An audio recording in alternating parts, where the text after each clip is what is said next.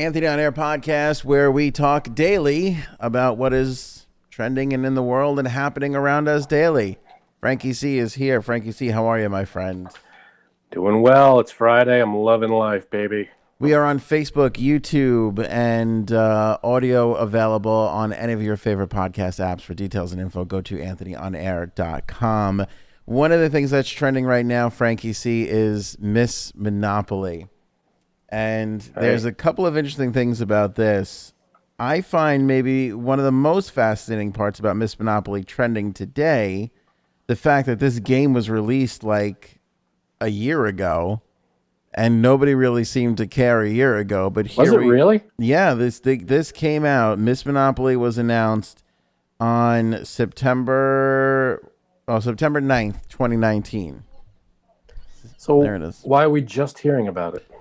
Because the whole entire world is shut down, and so now they actually have a chance to play a board game. We have nothing better to do. No better time to play a board game than when you're bored beyond belief. So here's the cover of Miss Monopoly for everybody who's watching on Facebook or YouTube. There you go. There she is. There she is. Kind of in hot. all her glory. My type. That's women like get wife. Miss Monopoly, who's like stylish and looking good. We get rich Uncle Pennybags. We get the bald guy with the monocle and the mustache in his tuxedo from 1925. True. That is true. Can we maybe update rich Uncle Pennybags? What is her name? She's got to have a name, right? It's not just Miss Monopoly. It's got to be. I think it's Miss Monopoly is the only thing. I think so. If you look, yeah, there she is. If you look in the back there, you can see Uncle Pennybags. You see him? There he is. There he is. And then if you look on the bottom of here, it says, the first game where women make more than men. Now, I'll be honest with you. When I looked at this, this is an insult for the graphic designer. I thought this was a joke. I thought this was made up because it's kind of shoddy artwork. It's not the best. Like, what? What do you mean? They just took the Monopoly logo and slapped Miss in front of it. For the logo, sure. The font on the bottom. The town isn't bad. No, the town's not bad. The font on the bottom is like, eh. The go on her shirt is like just slapped in there. It's just very haphazardly put together. Yeah, they took a whole weekend to do that. Yeah, like that's what it feels like to me. So a lot of things here, and this is coming from an article from CNBC. Miss Monopoly is supposed to empower women. Critics say it does the opposite. Why does the media have to always just dump on everything? I understand that you need conflict to generate interest sometimes, but sometimes. Can't they just say something and we all move on? We go, okay, yeah, that sounds great, and we go. Thank you. Go to the next thing. I want to tune in to CNN and be like, hey, so they're making Miss Monopoly now, and that's for sale. So go check that out if that's your thing. Coming up next, blah blah blah. That's. But critics. Yeah, of course, critics. There's critics for everything. There's critics for paper clips. They're going to go, oh, not everybody loves paper clips because, they put a little line on the top of your page and it's not a staple. Yeah, you're not going to please everybody all the time. There's going to be a negative critic for literally everything. Yes. It could be the most positive thing in the world. There will be someone who hates with a passion. I agree with you. Once we got Twitter, that was the end of unanimous. We should get rid of unanimous. There's no more. There's no more unanimous. There's no unanimous. Yeah. Unless you're surveying 3 people, you're not going to get unanimous. Never. You can't say unanimous when it comes to global or even national. Yeah. If you're dealing with more than 100 people, it's very difficult to get unanimous anymore. I think if you're dealing with more than 4 people, or what'd you say, 4, 3? Yeah, 3. That's 3? An issue. That would be a few, I think, if you're dealing with more than a few. So, I think the premise of this, look, I'm a sarcastic person. I like dry humor. Not that this is meant to be a joke, but I can appreciate this on a level. So Hasbro rolled out this game in which, Mrs. Monopoly rolls like this. Female players receive $1,900 at the beginning of the game in comparison with $1,500 for male players. That's awesome. Especially if the kids are playing. The kids are going to be like, "Wait a minute, what? Why am I? Why do I only have 1,500?" Yeah. I don't know if the Girls. kids understand. What are the ages for this Well, game? that's a great question, Frank, because it looks like by the cover that it should be like a kid's game, but it really, I don't think that 8-year-olds should be dealing with these kinds of issues. I mean, I'm talking over my pay grade a little bit here. My kids are 4 and 2. I'm already working on the empowerment thing with my daughter. Where it's like, I noticed early on, me, my wife, my mother, my father, like everybody, aunts, uncles were very much so calling her beautiful and saying how pretty she is. And Mhm. one day I was kind of like, I like we never told my son like we would, but not as much as we would tell her. Like we tell him he's handsome, but we were telling her she's beautiful and pretty all the time, and she would dress up, and we tell her she's beautiful and pretty, and we still do. But I find myself now, like when she's coloring and drawing, or she says something intelligent, I tell her that's very intelligent, that's very smart, or I'm Okay. trying not to So what's base. your question? I'm trying. There's no question. I'm trying not to base her whole self confidence on her Looks. looks. Right.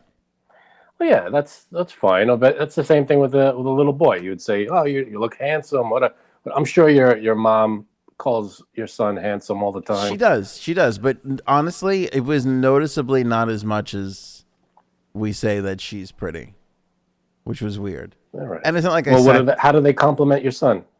How do you compliment your son? Well, we'll call him handsome, like when he looks handsome. But for the most part, like he's more. It's a weird dynamic where like he's more of like he'll draw or build something or do something like mechanical or physical, because he's a boy. And you can't be like, oh, you can't call him handsome when he shows you like a drawing. Whereas if she gets to do whatever she wants, it'll be dressing up like a princess or dressing up her All right. baby or, So her activities involve looks. I mean, if he was, yeah, that's what. So if your daughter gets 100 compliments and your son gets 100 compliments, your daughter's compliments, 80 of them are going to be about looks, yeah, and your son's compliments, 30 of them will be about looks. probably, yeah. All right. So, I mean, the thing with that is your son's not doing things to get your approval on the way he It would have looks. been so much better if you said your son is ugly. Your son's a little mutant. I'm not going to lie. He's a little troll. You know, That would have been I the don't have to tell joke. you. Yeah, I don't know why I was going the serious route. Your son's a little freaking monster and should crawl back to the swamp. Like he didn't really have much of a chance, but well, what are you gonna do? 50-50 shot on that one. Doesn't matter how gorgeous my wife is. Half of the mix came from this. So, yeah, but it's just something I noticed. So like I've like when she does draw or when she does do something else, outside of that realm, I make a Yeah, big deal out of it because I want her to know it's not all based on looks. it's normal. But it's not like I sit down and have this conversation with her. But the point of where this all went before it got off the rails a little was I'm not having like wage gap conversations with my kids just yet, and I don't even know if that happens at 8. Well, I don't know if it's a necessarily that specific of a tie-in. It's supposed to be. See what's different. I don't know. It should be equal, right? I mean, this Miss Monopoly should be the first game, but it's not. Regular Monopoly, they get equal pay. Right, but which the point is regular monopoly is equal pay, and in our world, there's a 20% wage gap. So they've Right. created Shouldn't they this. just rebrand Monopoly as equal pay for all?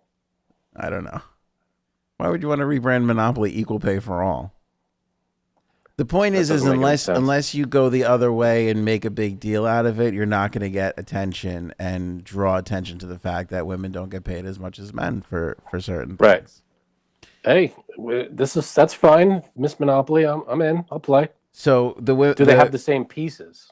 Girls get 1,900 at the start of the game. Men get 1,500. Girls get $240 every time they pass go. Boys get $200. That's great. I just think Are this there is beauty adorable. pageants anymore? Oh, that's a good question. I doubt it. I would doubt it. You took first place in a beauty contest. Instead of a real estate mogul, Miss Monopoly invests in female entrepreneurs. All right, so this has got to be like ages 15 and up. Well, I mean, what are we looking at here? I mean, you would think so. Detractors say the rules of Miss Monopoly may be well intentioned, but gloss over the troubling forces behind the fact that women earn 80% of what men earn. Jennifer Borda, an associate professor specializing in feminist studies at the University of New Hampshire, says, quote, a more apt version of the game would have male players face the penalties women face in the workplace. See, this is what pisses me off. Like, that's what they're doing. Like, this is why. That is, yeah, you're getting a fraction of the pay. Yeah, here's a professor specializing in feminist studies. She should be like, hey, this is awesome. Let the chicks have the power. I think let the dudes. There should be, if a woman rolls and lands on a certain square, it should be you should have to sexually harass the next guy that goes. That should be the way that goes. That's the only way it's going to be fair. Well, no, I think they're accomplishing what they're setting, what Jennifer wants them to accomplish. Men are being penalized in the game. If a girl gets 240 and a dude gets 200, that's a penalty. See, it depends on how you're looking at it. Don't look at it like the girl's getting 240. Don't look at it as the girl's getting $40 more. She's right. No, look at it as not a penalty. No, nope. Look at it as the guy is getting $40. He's being penalized $40. No, he's not. You and Jennifer are rooted in the fact that $200 is the amount that you get for pass and go. But in the new, that's what it is. But in the new world rules, it's 240, and the men only get 200. The way it should be is the women get 200 and the men get 160 or whatever it is. 6 in one, half a dozen in the other. It's the same thing. But they're not being. See, men are being penalized. Women are being rewarded. I just think you're still shorting the men $40. It doesn't matter if it's 200, 240, no, or 300. You're not shorting them. You're bonusing the women. By the way, do you put money in free parking? Do you win that if you land on free parking? Yeah, that is the money that goes there is like if you have to pay like the taxes or something, if you land on luxury tax or something like that. You play those rules, and if you land on free parking, you get the money. Right. Yeah. Which is a weird rule. Is that the way it's supposed to be? It's not written that way, but a lot of people play that way. Because what does free parking have to do with getting a big tub of money? Yeah, it's kind of silly, but that's the way we always grew up playing. Like you parked here, you found some jerk's wallet on the floor, and you get a reward. I don't know what that has to do with anything. That's what started the fight in season 8 or whatever, season 6, the last season of The Sopranos, in the first episode when Tony fights Bobby Bacala. That's what one of the things that they were fighting over. It was Janice. It was the sister under the boardwalk, and also Bobby Bacala was pissed that they got the money for landing on free parking. You remember that scene? Oh, the writing of that show. When he goes, that's not in the rule books. And they go, but that's the way we always play. And he goes, the Parker brothers spent a lot of time thinking out how to play this game. Oh, suddenly he's a huge fan of rules.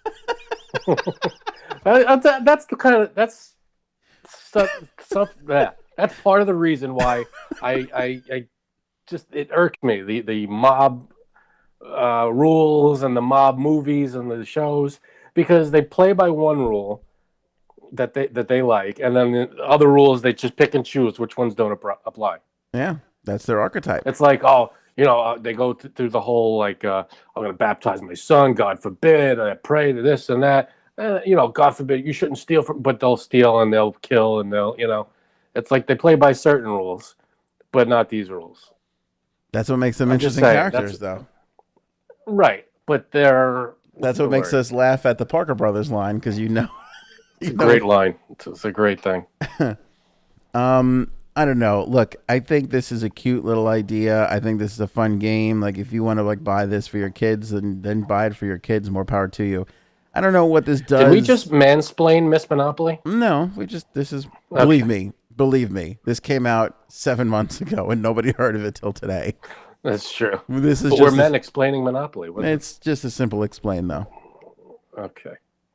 I kind of love the old real estate rules though. Why do they have to change that? That doesn't make any sense. What did they change? You invest in women entrepreneurs. Oh, I see. So wait a minute. So you don't go around landing on properties? No, I guess it's replaced by women entrepreneurs. Okay, so you land on like Brenda, who wants to start a chain of hair salons or something. Don't go Because near that's Brenda. She's the Baltic Avenue. Let's move on. Yeah, it's just the worst. Let's go down to Trish. She's Boardwalk. She's got a tech company. iPads? I don't know. Maybe she's just doing something in tech.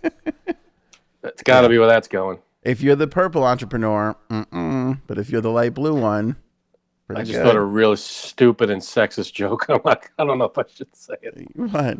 So, it had to do with community chest, and no, let's go. Let's keep going. I don't know. Look, here's the thing, and this is why again, this is what upsets me about the media. Like they act like it's the end all be all. Like it's a board game. Obviously, we need to fix the wage gap, right? But we're not going to do it with a board game. But it's not going to be the end of the war. It's not going to set women. You know back. what though? It's a good start for people, for kids, like for young people, who. It's a good way to make them aware of it, so that when they enter the workforce, they're not taken advantage of. Is it though, or is it going to set them back? When little Cecilia grows up and she goes to get that raise, and her boss is sitting there, and she deserves it, and he's like, you know what? All my life, my older female cousins whooped my ass in Miss Monopoly, and now I'm in charge. And guess what? You don't get the raise. What's that going to do? So you think Miss Monopoly is a negative? It might be. I think that you need to fix the wage gap. I think that this is a fun game for the maybe 18-year-old, for the 16-year-old. It probably works. I don't think this is appropriate for 8-year-old kids. I don't know if 8 is the... Well, what's the age limit on it? Yeah, I don't know. I thought I saw 8 somewhere. I don't know why we started talking about 8-year-olds. 8 is rough. It is. For regular Monopoly. It says ages 8 and up. I feel like that's too young to understand. Yeah. Any yes. Monopoly game. I'm with you, because you didn't. Honestly, I don't think I finished a Monopoly game till I was like 22. I've never finished a Monopoly game ever. And most Monopoly games, you just go, I'm done. I don't know what we're doing. Exactly. And with a flip of a board, and F you, I don't want to play this game anymore. All right, I think I'm looking at the pieces here. Let's see what the pieces are. Okay. But okay, so going back to your community chest joke though, and the other thing, like wouldn't if you're gonna do this way, wouldn't they have made all the wouldn't the beauty contest be like with the boys? Like the boys would be in the beauty contest. Oh, that's true. You know, what if you're gonna do the opposite, like shouldn't you have gone the opposite way? You know. Well, I'm sure they got rid of the beauty contest as anything in this game, because traditionally, men or women, beauty contests are shallow, I guess, and superficial. Here's the thing, though. That's probably out. Like Uncle Pennybags. Is it Uncle Pennybags? Uncle Pennybags. Yep. Rich Uncle Pennybags. Rich Uncle Pennybags. Like if you look at our society, right? What do men represent and what do women represent? Like you had a man represent business because this game was invented, I don't even know when, but, 50 years ago was enough to prove the point that it was in a male-dominated business arena, right? And then if you look at what products are females like primary representation for. From back in the day, you mean? Yeah. Like let's look at. It's all like the Easy Bake Oven and stuff like that. Yeah, and even like Barbie. Betty Crocker, and it's all probably cooking and all that kind of stuff. So here's my point, Frank.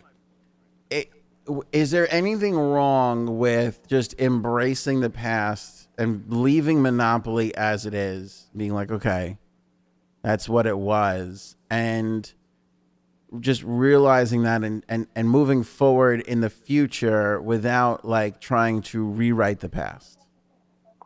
I don't think they're trying to rewrite the past. I think they're just trying to modernize a game that still exists and still gets put out. I think it's a way of um, taking something that people are familiar with, because if it's either modernize a traditional game or come up with a new game. This is a way to make money off of some. Monopoly already has a name. I guess so. Everybody knows Monopoly. Yeah. So just to put a spin on it is you're guaranteed at least some business. If you come up with a brand new game, it's no guarantee it's going to sell. Because that was my thought. Like, make a new game. Like, just make a new, even if it's based on Monopoly. You're flipping a coin. Even taking a big chance with that. But even if it plays the same way as Monopoly or whatever, like, to me, Miss Monopoly kind of sucks. Like, whereas if you like, because we didn't know who Uncle Pennybags was, or Monopoly for that matter, prior to all these years of branding. If you just create a new brand and get behind it, like, to me, that's more powerful than just taking what the men had and replicating it over for the women.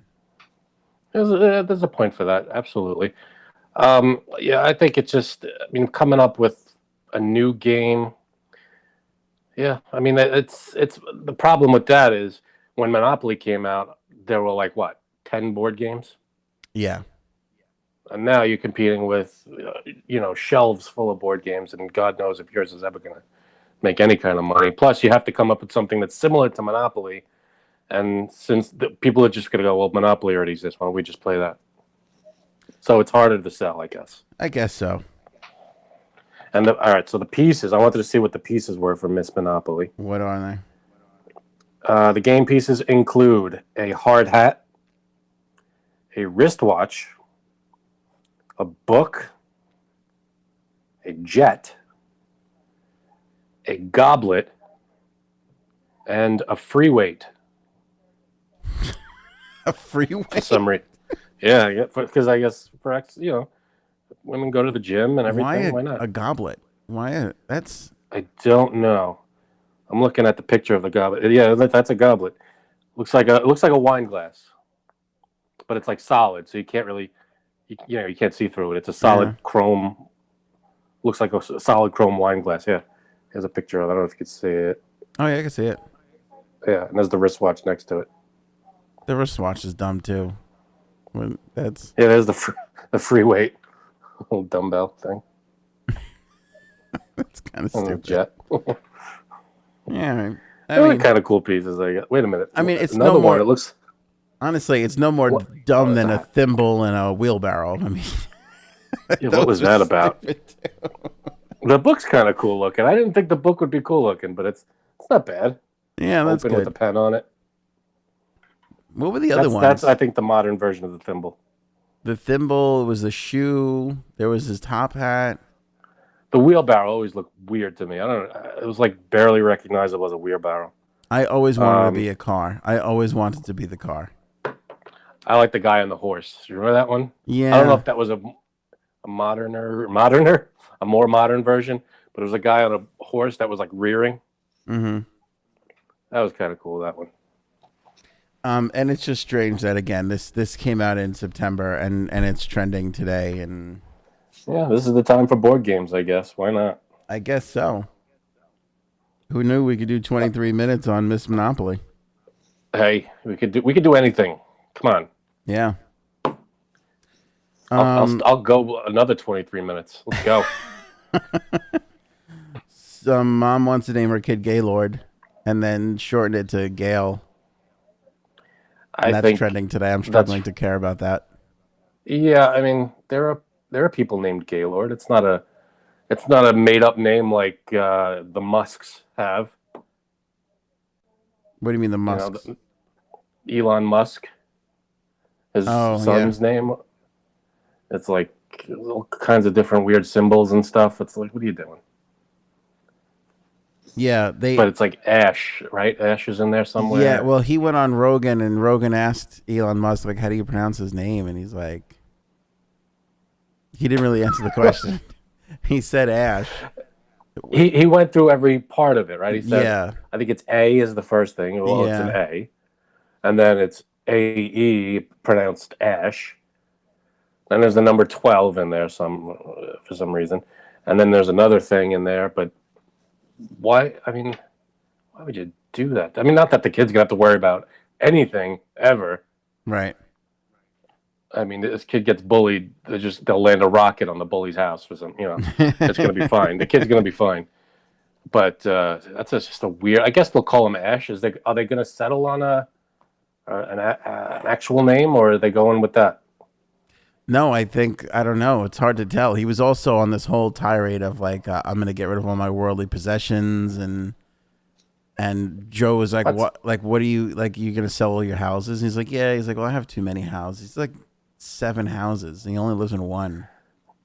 that I could see. I mean, if you don't need them, Yeah, why have them? That's I'm a true. little worried. If he's going to do that, that's fine. I'm a little worried about him actually because he seems like very, I don't know. What? He's like bothered, like he just seems Like very bothered with what? I don't know. He just seems like really. He seems like a little like stressed out, like more than usual. He probably has a lot of stress. I mean, Yeah, being the head of such a huge empire, being responsible for so much. Not to mention, I'm sure he's not the. I'm sure he's, not the safest person that could be. I'm sure he has a lot of safety measures around him that would stress anybody out. mm.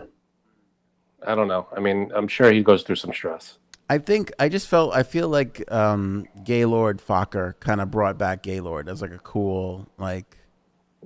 You think there was a surge of Gaylords after that movie came out? Probably, I would guess so. I could see that. You know, And then like 2 years later, when the movie was like, whatever, yeah. everybody's like, oh, now I'm stuck with this kid. I got to call Gaylord. But it's not a terrible name. There have been Gaylords for centuries. Yeah, yeah, and there's the Gaylord hotels. There's I think where the Predators play is the Gaylord Entertainment Center. It's named after the Gaylord Company. It's like who cares? And but Fine, like man. and she's like I think she wrote in the thing like, oh, judging by the times he'll be made fun of, so I'm going to shorten it to Gail. And it's kind of like I make fun of him if he's named Gail just as easy. It's probably even worse. Yeah, maybe. I don't know. I'd say he probably Gail isn't as inflammatory nowadays. I'm sure Yeah. it'll be fine. I just feel like lean into it. But Like if you're gonna be Gaylord, be Gaylord. Just go with it. own it, man. Own Yeah, it. like own Be it. proud of it. Exactly. Yeah, man.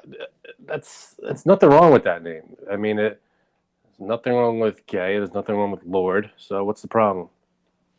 When you stick them together, though, whoa, big issue. Careful now. Big problems. Yeah, I don't know. And her need to like explain this to everybody. And the fact that it's just Why is it even a story? it's catching which we have nothing. I would love to know like be in the news station or the newspaper, the office, getting the call. What is the person on the other end saying? In this particular case, it's not even that. It's trending. So it means somebody put it out, somebody read it, somebody shared it, and it just grew. I don't know what I was thinking, that someone called a newspaper. What the hell was I thinking? Hello? I got a tip for you. Someone sent a telegram. You'll never guess my neighbor's going to name her kid Gaylord. Well, hot dog. Will this be in the press tomorrow?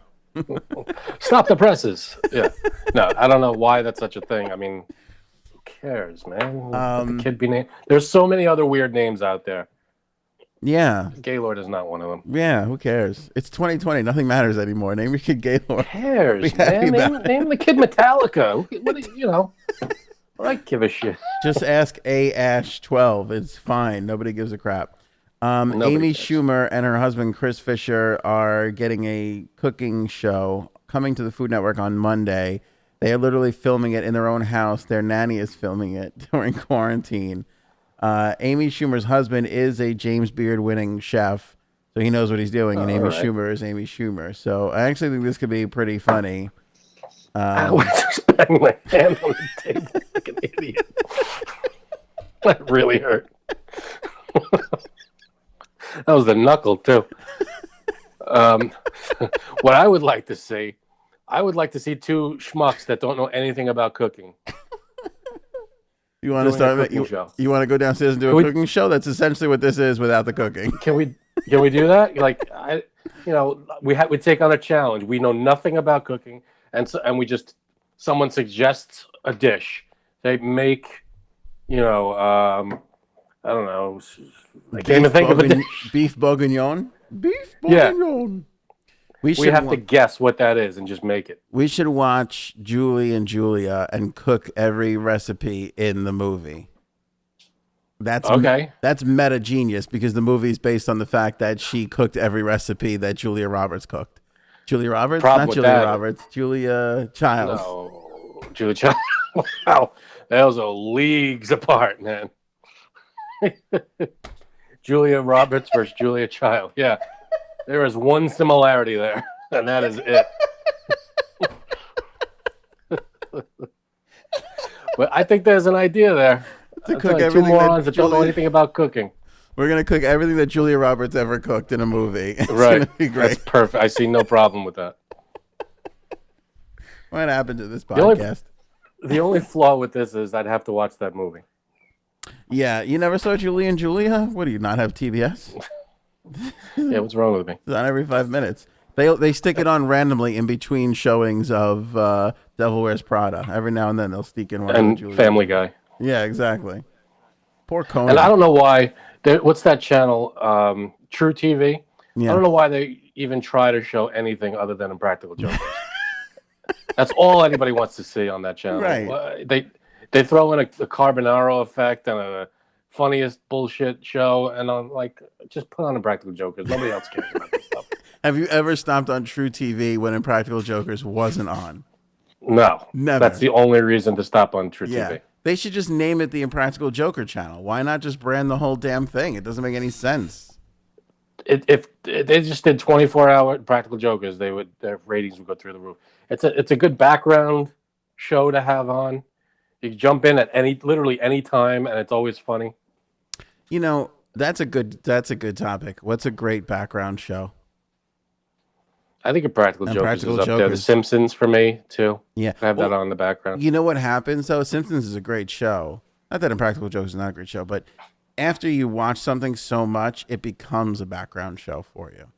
That's true. Once you know it and you don't care about if it's new, then you can't really have it on in the background. You're right. Yeah, like Sopranos or Entourage or Seinfeld. Like when those were first on, I couldn't do anything else. I was like honed in. You got to stop. It's going to distract you. You can't be distracted watching those. Yeah, but now that I've seen all of them like a billion times, I can put something else. Frasier. You ever watch Frasier? I love that show. Yeah. That's another good background show. You love Pix 11, man. Whatever was on Pix 11 at 10 o'clock to midnight, you're like locked in. Yeah, that's true. Cheers. Over the last 20 years, 11. If it was on Pix 11 between 10 and midnight, it's like your favorite show. Give me Coach. Love Coach. This is a podcast, by the way. You know, this is like 18 to 24-year-old people listen to this. They don't know what the hell Coach is. Those shows are on Netflix and Hulu. Are they? They're there for you. Go check them out. I don't know about Coach, but Seinfeld, Frasier, Cheers, those are all up. Okay. Simpsons. The King of Staten Island trailer got released today. Did you watch this yet? I did watch it. What did you think? Interesting, but I'm not. Really? Interesting is the wrong word. I'm not that into it. Only because it's like, is it about his life? Is it biographical? It's semi-biographical, yes. Then I don't care. Are you serious? No, because you know what it is? It's trying to make me, and I'm sure he's had some struggles and he's overcome them, and more power to you if that's the case. But it's trying to make me feel bad for him, and I kind of don't. I feel bad for him because of his dad. That sucks. His dad Right. passed away. He's a fireman. It sucks. That's a terrible thing, and I do feel bad for that. But he's on Saturday Night Live. He's making movies. He's making out with what's her name? Supermodels and actresses and stuff. Kate Beckinsale, The guy's Ariana Grande. Kate Beckinsale. Yeah, Yeah. he's doing just fine. I'm not feeling bad for him. He's okay. He's doing stand-up shows on Netflix. He's all right. I mean, if it's about his struggle getting to this point, I mean, Wow. you know, everybody. It's kind of a general story. He's on drugs. Okay, he got out of it. I got you. I mean, we've seen it. We've seen it All right. before. Now let me ask you a question. If we would have made the same movie and he would have had a little robot next to him going beep boop beep boop beep boop, beep, would you like it then? Because I feel like you'd be like, this is gonna be great. I'm excited about this one. You throw in some laser blast and the Force, I am there. Maybe a Metallica soundtrack. No, I'm not into See, I'm not a huge fan of his to begin with. I mean, he's okay. Mm-hmm. But you know, it's just to watch a story about his life. I'm not. It's not someone I'm in. You know, I'm interested in. He's fine. More power to him. He has fans. Great, love it. But it's not my. But you're not watching the movie in my wheelhouse. I don't think I'm gonna see it. I mean, Wow. it's not about anybody that I'm super excited about. I have no problem with him. I think he's fine. He's doing his thing. He has some funny jokes. He has some funny bits. But I'm not so interested that I have to go see a movie about him. That's interesting to me because I had the complete opposite reaction to you. Complete opposite reaction. Why are you so interested in Pete Davidson? I don't. First of all, I saw him on SNL and he was okay when he started doing the stuff on Weekend Update. I became a really big fan of when he was just pointing out his own funny BS stuff, calling himself out, doing things like that. All those weeks that he was dating Ariana Grande and he's like, this is going to end terribly. He was making fun of himself before anybody else could do it. I thought that was some of the funniest stuff on SNL ever. So I became a really big fan of his. Then I put on his stand-up special on Netflix, and I talked about this on the podcast. I had to turn it off. I thought it was so bad. Right. Yeah, it wasn't that good. It was not good at all. It really wasn't good. And I was just like, I feel for this guy because I feel like he hasn't found he can be really, he's given me some great laughs, but I don't think found his kind of place yet. And then I heard he had the Judd Apatow film, and I was kind of like, I'm excited about that because I want to know what Judd Apatow has given us so much. I mean, I honestly think that he has surpassed John Hughes. Easy. Yeah. Okay. I'll give you that. He didn't catch Mel Brooks yet, but he passed John Hughes for sure. He's a little bit closer to John Hughes in filmmaking style anyway. But I mean, but he's really Judd Apatow. Don't make me go through the resume. He's phenomenal. Go ahead. So you want me to go through the resume of Judd Apatow films? No, you don't have to justify Judd Apatow to me. He's a kingmaker. He doesn't need my approval. He's doing just fine. Yeah, he's phenomenal. So the fact that Judd Apatow chose Pete Davidson also made me interested because I was like, Judd Apatow can make a movie about whatever he wants. And he's choosing Pete Davidson. There's got to be something, again, my little theory of he hasn't figured out how to utilize himself yet in the world. Is that's always kind of permeating in my head. So when I watched the trailer, I don't know, I kind of fell in love with the movie. I was like, I gotta see this movie because the combo of Apatow storytelling and what I can see in the trailer, which is the story that I know, his dad was a fireman, died in 9/11. He had a lot of trouble with that. He continues to struggle with it. Right. Marissa Tomei is in it. Bill Burr is in it. Two great people, great actors. Yeah, who's the guy that was in The Sopranos? Tony Blundetto. He's in all he was in all the Sandler movies. He's the crazy guy in the Sandler movie with the eyes.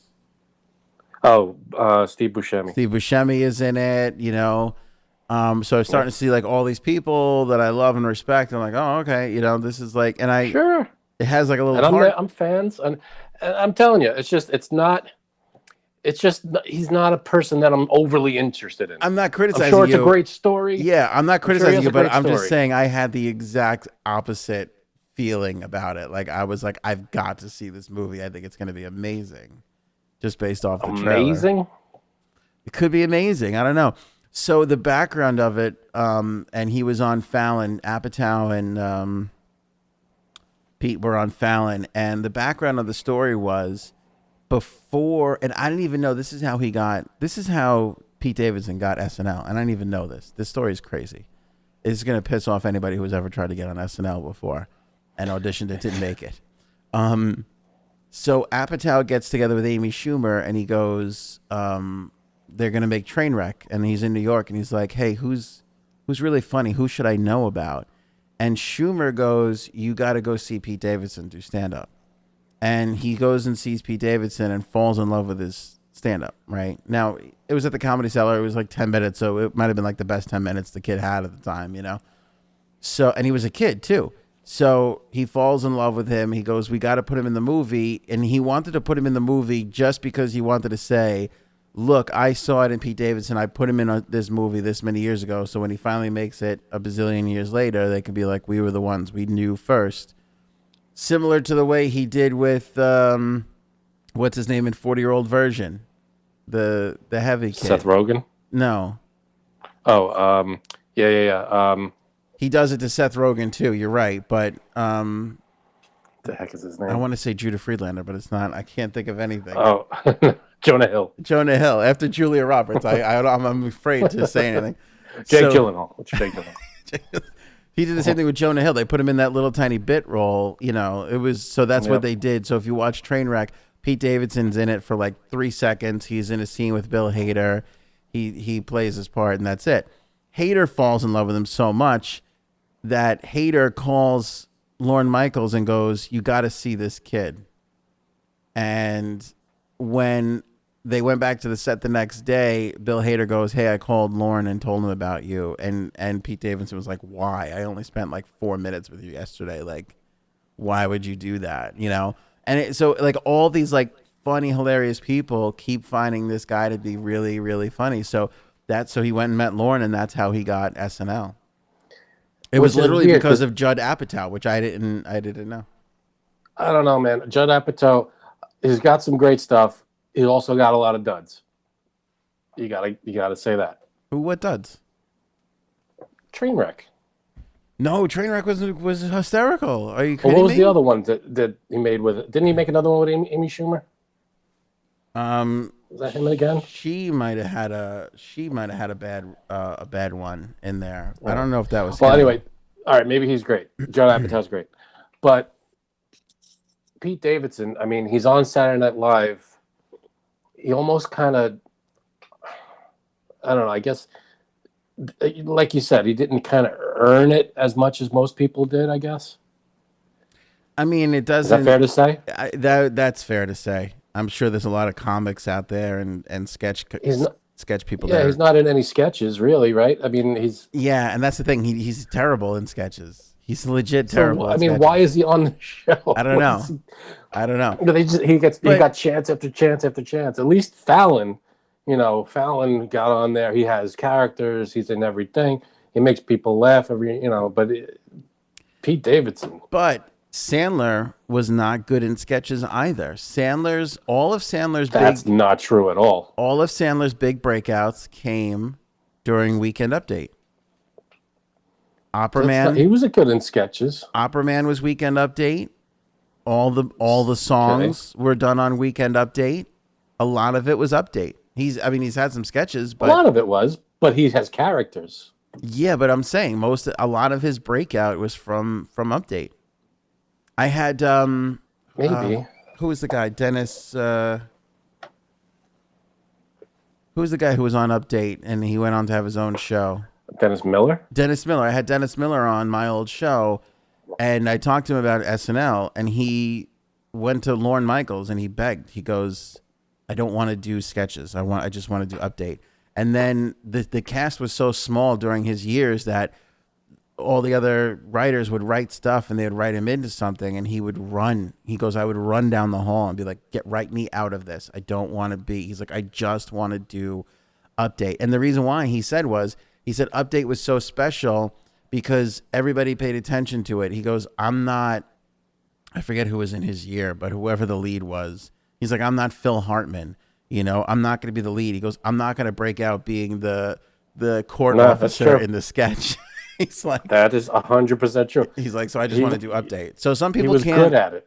And he was good at it, yeah. But some people can't do the sketches and are still a big part of that show. And Sandler could do sketches, but all of his power pieces are from Update. All of them. I wouldn't say all of them. He had, what was it? I forget the name of it. It was the Boy Scout. He was the scout leader guy. I forget the one. It was that one. He did a lot of the musical stuff like Lunch Lady Land. Okay, Lunch Lady wasn't even a sketch. That I don't even know that was on Wasn't Update. Weekend Update. Yeah, that was just like he was on the stage. That was just like its own He little just sang thing. He did a song. Yeah. Yeah, no, but he played those girls in the mall. He played the girls in the mall. Yeah. He played a lot of old people too. Because he had that voice, that high pitched. He played the old guy. He was old people a lot. And Chris Farley was the woman. He was an old woman when he was the grandmother that Chris Farley was babysitting. I'm not saying he didn't have sketches, but I'm like, okay, all right, I just Googled Adam Sandler best SNL skits. Mm-hmm. This is in order. Hanukkah Song, The Denise Show, Opera Man, Lunch Lady, Zagat's. So three of those are... Zagat's is a sketch.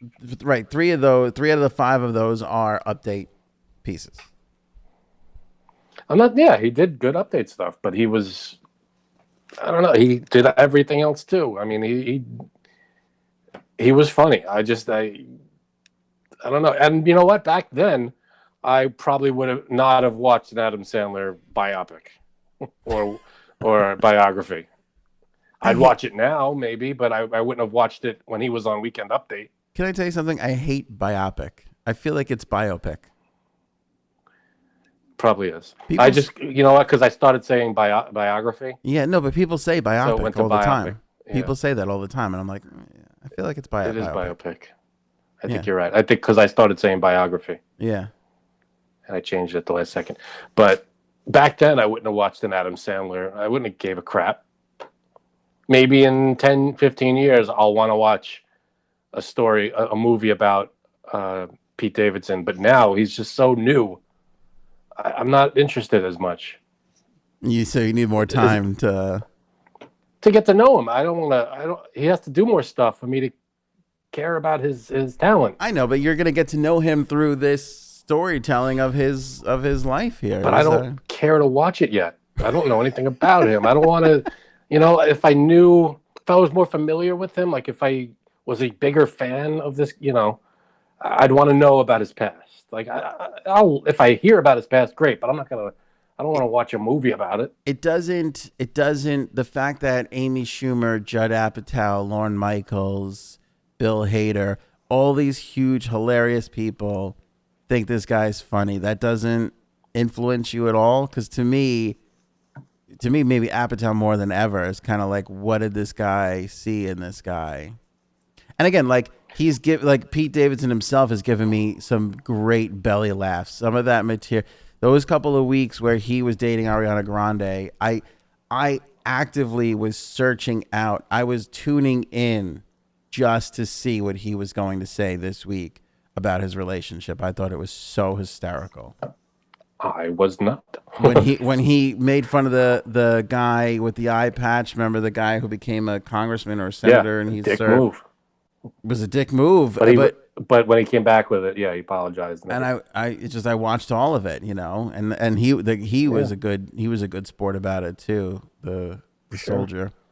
But you know what I'm trying to say though, he's relatively new. Yeah. He's on the scene for 15 seconds so far. I'm not as excited about his life story yet. Yes, yeah. I'm sure it's fascinating, and watching it would probably be like a big deal. But I'm just not as excited about it.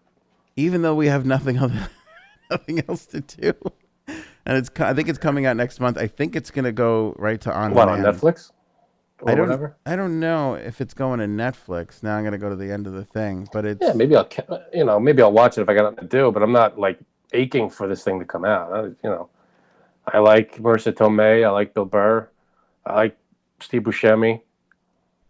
oh my god! And Bill Burr plays a fireman who winds up dating his mom after his dad dies, and he's like bald and he's got like this overgrown Irish red mustache and just that Hmm. I just can't imagine how great I feel like he's going to be the breakout in this movie because I feel like Bill Burr playing an angry Irish fireman is like right in his wheelhouse. He's almost. I feel like he is that. That's him. It's very typecast Yeah, for him. Plus, he was in The Mandalorian. He was great in it. he's getting a lot of acting roles, which makes me happy because I like him. He's a good comedian. He's a good actor. See, I'm a fan of Bill Burr. Do I want to see a movie about his life? Not really. really. Just get up there and tell some jokes. I don't, why do I want to? Why do I care about his life? See, I'm such a fan of Bill Burr because when we were younger and going to the Comedy Cellar, and back then the biggest star we could see was Colin Quinn. Um, all the other comics on that bill were Louis C.K., Bill Burr, Yeah, um, no, Bill Burr's great. and Colin that Quinn, and that was before they're anybody great. knew who the hell he was. Yep. It's gonna be available on demand June 12th. Prime Video, Apple TV, Google Play, Xfinity, Fandango Now, and Vudu. So video on demand, basically. Cool. So you'll be able to buy it Hey, maybe I'll on check it out. video. I'm not itching for it to come out, but hey, it's something to watch, and I'm sure it'll be good. It's Judd Apatow. He's good. Pete Davidson's got some talent there. He's a comedian. He's not. I mean, it's not the best stand-up comic, like, if we're being honest. Who? Pete But Davidson? Pete Davidson. No, he's not the best stand-up comic. Like I said, I turned it off. It wasn't. So, I'm trying. Give me a reason to watch this because of Um. the 9/11. That's a compelling thing. It's a tragedy. It sucks that his dad was taken from him and he gave his life for that. But that's going to be the tear jerking part of the movie. I'm sure. It's just what else. I'm sure there's other stuff. They wouldn't make a movie if there wasn't other stuff. Because it's Apatow. Even like it's what Apatow chose to be his. I'm gonna go through Apatow's Yeah. list, and we're gonna wrap up on Apatow's list. Name God. go point out the misses here, Frank. He started his Mhm. career. I think producing Roseanne was his first thing, and then he did something with Tom Arnold. Okay, he worked on The Critic, the cartoon. Okay. He executive produced It Heavyweights. stinks. No, I'm sorry. He executive produced Heavyweights. He executive produced Heavyweights. Yeah. the Ben Stiller There's- Show. And let's give the first 5 years of his career a break for just getting work. Okay, let the guy just- Roseanne was a big hit. That's fine. well, he didn't do the Roseanne show actually. Roseanne Arnold was a TV special. So, Oh, all right. okay. Critic, Heavyweights, the Ben Stiller Show, way before its time. Celtic Pride, he was exec producer on. Cable Guy was him, Love Cable Guy. right? Everybody loves Cable Guy. Went on to the Larry Sanders Show, which I put in the top 5 conversation of best TV shows of all time. You put Larry Sanders I wouldn't Show. say top 5.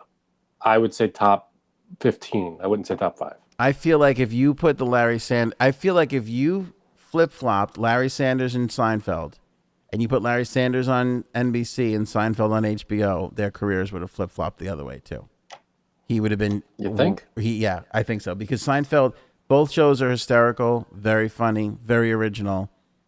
Yeah, But Seinfeld had access to the entire country, whereas that's true. Sanders only had access to whoever was subscribing to HBO in 1993. Yeah, it was a relatively new thing. Yeah, watching a TV show on HBO. So Yeah. Freaks and Geeks, which again is an underground hit that blew up afterwards. Undeclared, same thing. Okay. Never He got into did those. Anchorman. Love it. Kicking and Screaming. Hated it. Oh, I love that. So good. Really? The coffee scenes. That's the one. That's Will Ferrell? Yeah, Will Ferrell plays the soccer coach. With the soccer. Oh my God. When he yells at Mike Ditka, when he calls Mike Ditka juice box. And he's like, go get me a juice box. I've seen it once. Maybe I got to give it a second chance. Give it a second. It's not this was hilarious it's not Anchorman, but it's like, right. You watch that juice box scene when he's yelling at Ditka, go get him a juice box. It's friggin' hysterical. I'll give it another chance. Okay. Anchorman, Kicking and Screaming, 40-Year-Old Virgin. Great. Talladega Nights, The Ballad of Ricky Bobby. Knocked Up. I liked it. Super Bad. Good. Walk Hard. Not a big hit. That's a swing and a miss, I think. Yeah, okay. I'll give you that. Forgetting Sarah Marshall. Classic. Step Brothers. Another classic. Pineapple Express. Good. Year One. Swing and a miss. I didn't see that one. Funny People. I loved. Big miss. Oh, I love Funny People. That was awful. Get Him to the Greek. It was all right. Bridesmaids. Great movie. Wanderlust. Didn't see it. 5-Year Engagement. Hilarious. Didn't see that. 5-Year Engagement's good. This Is 40. Anchorman 2. Did not see that. Erin saw it. She said she wasn't a big fan. Oh, This Is 40 is good. Anchorman 2. He produced an Avett Brothers thing. Trainwreck was him. Pee-wee's Big Holiday. I didn't see that. Didn't see that either. And then he's got a bunch of like stand-up things and stuff. Yeah, he's got a lot of good movies. Girls was him. He produced. Oh, there's my problem with him. Oh, I love Girls. He produced Jerry. I hated that. He produced Jerry Before Seinfeld, the first stand-up special on Netflix for Seinfeld. Cool. Love it. Crashing was hysterical. No, Girls I could not get into. Sorry. No, I like Girls a lot. Girls was great because it was like I saw it and I was like, what? It was so not like anything else I'd ever seen before, and that's what kind of grabbed me in a little bit. I couldn't take her character. Yeah, she was frustrating. She was obnoxious. Yeah. I couldn't take her. Gave us Adam Driver though, who ended up taking the Star Wars thing. Adam Driver, love Adam Driver. He's great. Yeah, great actor. And he was really good in a couple of movies that I'm sure a lot of people haven't seen. He was in a movie that takes place around, I forget the name of it, but Daniel Craig is in it. It takes place around like NASCAR. No. I forget the name of the movie, but he was really good in that. I didn't see that one. It's very good. He was good. He was good in the Marriage Story? I haven't seen that yet, but everybody's been didn't see that. Yeah, nominated. Praising his performance in that. And then he did Judd Apatow did the Zen Diaries of Gary Shandling, which was a great Did you see that on HBO? I didn't see that. Oh, no. Dude, phenomenal. Phenomenally good. Gary Shandling he should have been bigger.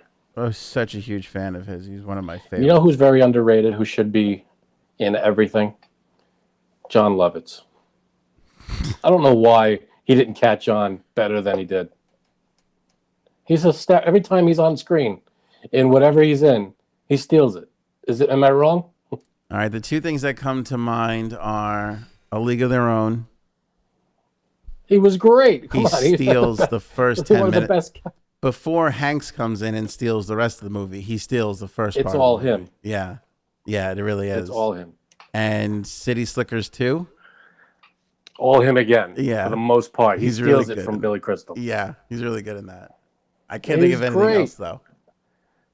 When he was on Saturday Night Live, he was hilarious. He was the critic. He was the critic, yeah. Whenever he was on The Simpsons a lot. He played like 9 different characters in the early season. He was in a couple of movies. He was in a movie called Trapped in Paradise, which was not a great movie, but it was he was with Nicolas Cage and Dana Carvey. It wasn't a great movie, but What it's is one of your those movies. If problem, it's on, you man? leave it on. What? What is your deal with Nicolas Cage? I just happen to mention him because he's in the movie with John Lovitz. That's all I'm saying. Nothing to do with Nicolas Cage. I'm just trying to remind you of the movie. You are upset. But John Lovitz. I'm talking about John Lovitz now. I'm going to make you a shirt that says I'm obsessed with Nicolas Cage. I would wear it every day. I know you would. Make me 2 shirts so I don't have to wait for it to be washed. All right, so that's 3. We've named 3 movies. He was in High School High, which was not a great movie, but he was funny. Movie stunk.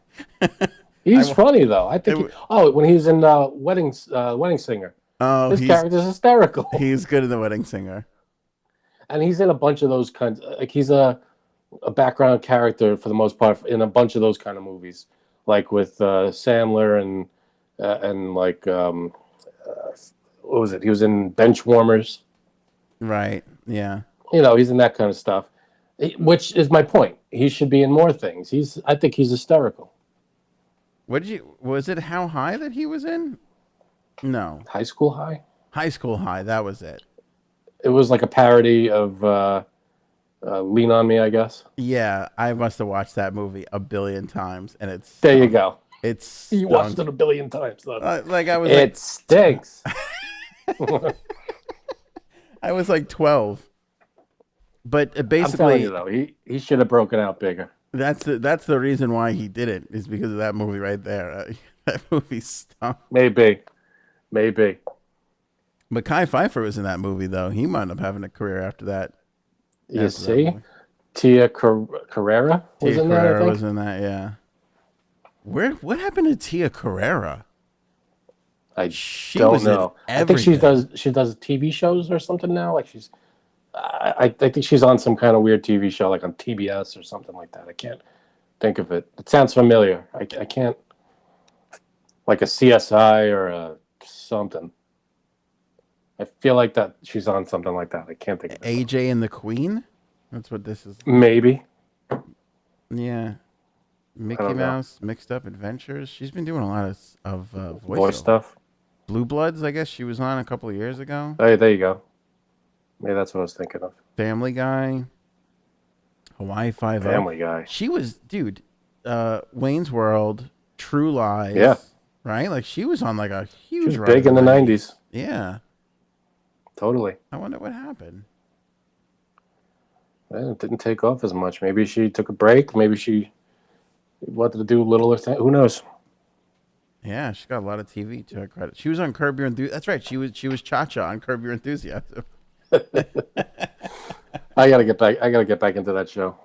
I haven't watched it yet. We started watching the new season, and then all this happened, and we just fell off. So I got like 10 episodes to catch up on. The new season. Time. Yeah, the new season was great. I gotta watch it. Have you seen Clear History? Yes. I freaking love that movie. It's a phenomenal movie. That's hilarious. Another one that should be out there more. It's very underrated. Yes. Like, how did that not... You have Larry David making a movie. How did a real movie studio not jump all over him and be like, we'll put... It's just HBO. Yeah. That should be a bigger... And there's so many people in it. And that was Michael Keaton's comeback. That was his first, that was the first role he played when he started coming back. Yeah. He was great in it. He was awesome. He was hysterical. Yeah. It was him, Bill Hader, John Hamm, a ton of other people. John Hamm is in the newest season. And is he? Yeah, and there's this point where he's I don't want to give away too much, but he's with Larry. He's like trailing Larry, and Larry gets invited to this party, and this woman gets mad at Larry, wants to kick him out of the party, and she's like, get out. And she goes, and you can get the F out too, John Hamm. And goes, you're kicking me out? And he goes, no. And he starts like acting exactly like Larry David. This is a really great part. Yeah, he's good in it. Larry David, man, can't miss. John Hamm is another guy who I feel like is starting to get to that point where he can do whatever he wants. I think so. Because he can do comedy and drama, and he could be the lead. Absolutely. And he could also be the background guy, and you know. He was good in that movie. At the OK, at the Royale, something at the Royale. I You know haven't that seen movie? that yet, but I want to see it. Yeah. Really good movie. Yeah. I'm a fan. I thought it was going to be not. I don't think it was, but it should have been nominated for something. Yeah. But it wasn't. Though. Under the radar. You know who Jeff else? Bridges. Jeff Bridges is amazing. You know who else is going to blow up, I feel like, post this thing? Is John Krasinski. Because he was already on his way with the silent He's movie already there. blown up. Yeah, but I feel like he's going to be like, he's going to be the next guy. Major stuff. Yeah. He's just going to be in everything. He's young. Yep. He could do it all. But like to go from goofy Jim on The Office to, serious action star.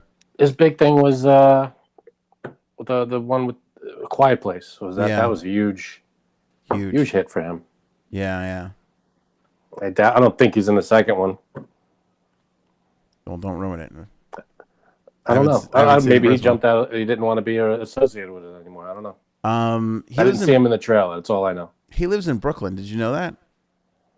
Does he really? Randomly, I found that out, and I don't know why I'm so surprised to be like, he lives in Brooklyn? Like, what? And so that means his wife, Emily Blunt. Emily Blunt lives in Brooklyn too? Yeah, they live That's crazy. They live in a building too. It's like a high rise in Brooklyn. It's got like 16 floors or something. Cool. Yeah, and you know who else lives in the building? Matt Damon. What? Does not. Who's doing living in Brooklyn? That's what I'm saying. Not that Brooklyn's a bad place, but you could be living, next door to the movie studios and, in Hollywood or whatever. No, but it's so foreign to us having grown up, right? And nobody, when we were in the 8th grade, and you were like, you know what I want to do when I get older is live in Brooklyn. People wouldn't be like, what is wrong with you? I've lived in Brooklyn. It's all right. I lived in Brooklyn the first third of my life. I'm good. That's right. Oh, that's right. And you still have family in Brooklyn too, don't you? Or are they all gone? A couple left. Yeah. A few left. Yeah, I did. My grandparents were there. It's just that nobody who grew up in this area ever had a desire to move to Brooklyn until very, very recently. And it's just such a strange concept to the rest of us. It is. It's in the middle of just everything that's nuts. I mean, the traffic, the congestion of people. I don't know of a nice, quiet neighborhood in Brooklyn that's like, secluded enough for celebrities to live in. Yeah. There are nice neighborhoods, but secluded enough. Yeah. Well, I think that's why they are flocking to this building. But Buscemi lives there too. Now that I think about it, because I saw this in the thing I was looking at.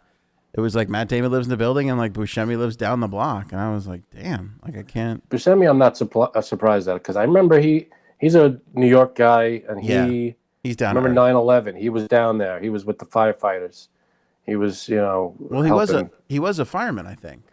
He was before he was an actor. Yeah, he was a fireman, and he was down there, the weeks after. So he's New York. Yeah. Well, I found that but being interesting. Hey, Brooklyn, who knew? But moved away from Los Angeles to go live in Brooklyn. Like, what the hell? Like, why? Maybe they're with maybe their family's there. Who knows? I guess so. It's got to be something like that. But even still, like, if you're gonna pay $16 million to live, just go to the city. Like, I don't see the appeal of Brooklyn so much. But maybe I'm missing it. Maybe they got their little coffee shops and their little things. And is it? I mean, if you're Matt Damon, are you walking to the local coffee shop every day? You know what? No, but you would be surprised that you really might be able to. Yeah, when I think of celebrities, I think of, are they able to go shopping? Are they able to do all these things? I feel like that's with everybody, too. Everybody kind of pictures a celebrity and goes, how are they able to do normal stuff? Yeah. The weird thing with celebrity, though, is like here's the weird thing. When you see them outside of the big screen, the movie or the show or whatever, right? Mm-hmm. Whenever you see them in like normal clothes or a normal scenario, whatever clip that is usually something odd or weird or bizarre happening. Or like they're being like chased. You know what I'm saying? Like it's always something strange. So you immediately always identify that as like, oh, That's true. That's their life. that's their life all the time. And probably most of the time, it really isn't, because think about this too. If John Krasinski walked into your coffee shop and you saw him, you'd be like, oh God, that's John Krasinski. On Yeah, you wouldn't run day up to him like a nut job. But on day 34 and you're both going to work, and he pops in and you pop in, you'd be like, well, I just get out of my way, John Krasinski. I need to get my coffee and go.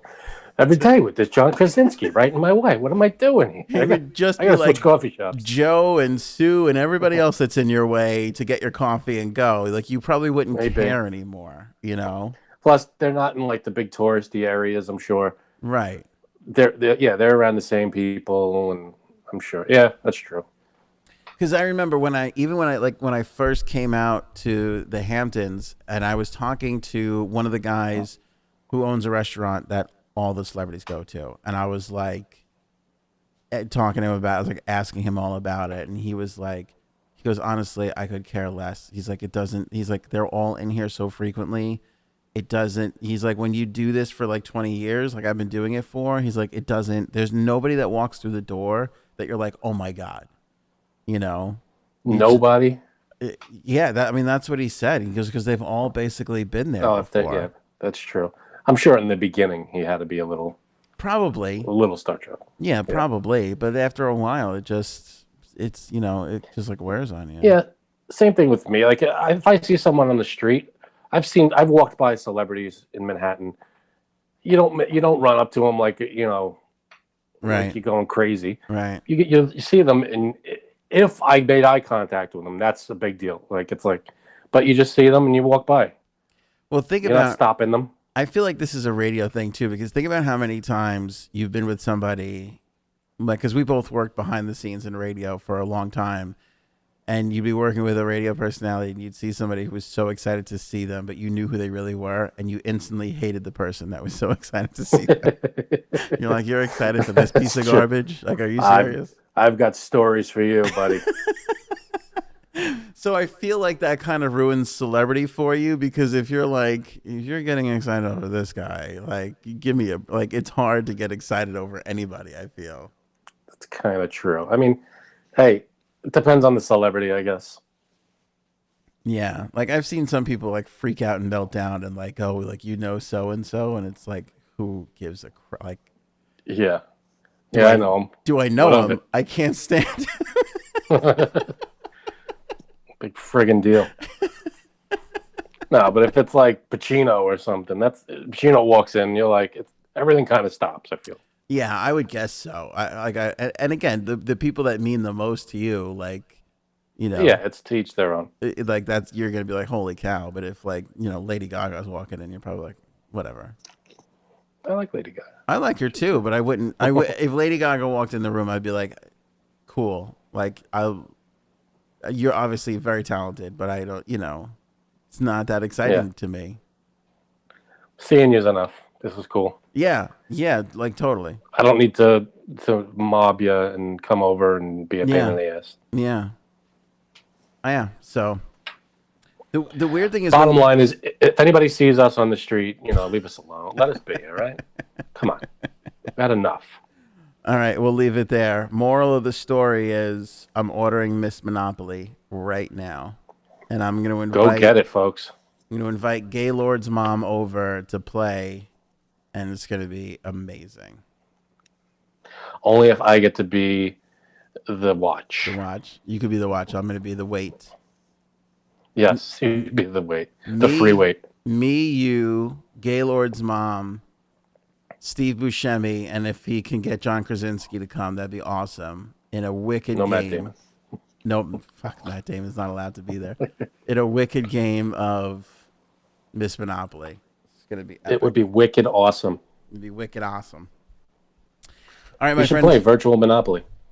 Monopoly. I was hooked. I was legitimately addicted to Monopoly for a while on the iPad.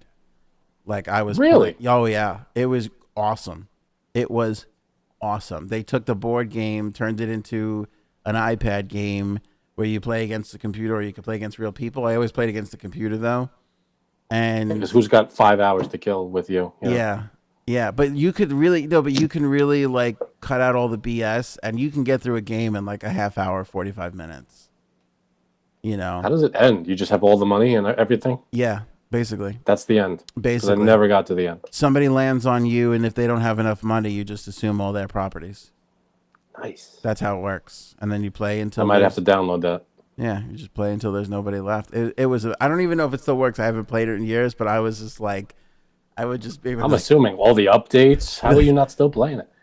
I'm sure there's a Miss Monopoly, virtual Miss Monopoly too. I'd play the crap out of that too. I'm not gonna lie to you. I'll just whatever. I'm in. Bring me a new challenge. Pay me $40 less. I'm still gonna try and kick your ass. I'm in, baby. Let's go. I love Monopoly. Way too competitive. I can't play with it. I can't play anymore. When was the last time you played Monopoly with me? With you? Yeah. Is that what you said? I don't even. In your parents' basement. 15 years ago. 20 minimum. I mean, I mean, 20. I just a long time ago. I remember playing with friends. You might have been there. You might have not been there, and just going, I'm the only one taking this seriously, and everybody's just trying to have a good time. I want to win this game, and I have to stop.